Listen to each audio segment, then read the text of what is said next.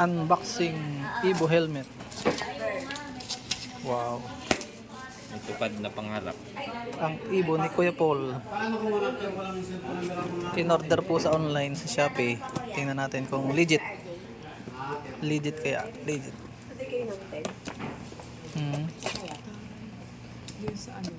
Nag-unbox kami. Nice. Ibo daw. Ibo ba yan?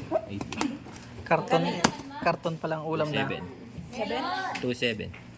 Oho, may ano pa, may sticker pa oh. GPT. Ito ang in-orderan mo, sir. Ito yung ano lang, store. Team ano, wrap kit. Team Grapti. Yan mga kawaw. Tingnan natin. Wala pa, mamaya.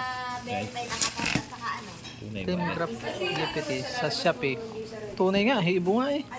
Tunay yun. Sa shotgun ng ibo yung binili. Shopee ng Ibo.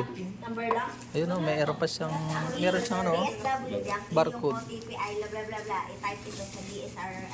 Ibo, helmet. Para may QR. Parang wala yata nabili ko sa Kalapan ah. Walang QR. Kisig naman ang ano. Wow. Ang ganda. Ay, original talaga yan. Pag mabigat. Pag magaan. May pansitan pa yan mamaya. Ay, emergency. Walang gana rin yung akin ha. Mas masurig ito. Order din ako dyan. Share mo sa akin ng link. Nahili. Gumaya. Ganda oh. Spay yan, spay. Spay pa po yan, spay. Oh, meron pa siyang barcode oh. Sign of legitimacy. Oh, meron siyang tawag dito yan. Original yan, basta may ganyan oh. May QA. Kisig ng Kulay ng kasing size ng aking helmet kaya ito.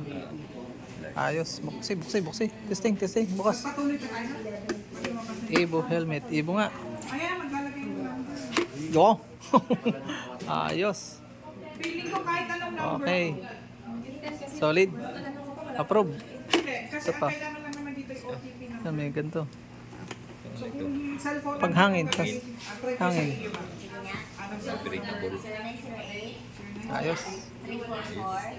Ganda pang daylight to. Hindi mo na kailangan to. Pang daylight to. Bawal lang to magasgas. Mas maganda may ganyan na. Huwag mo na tanggalin.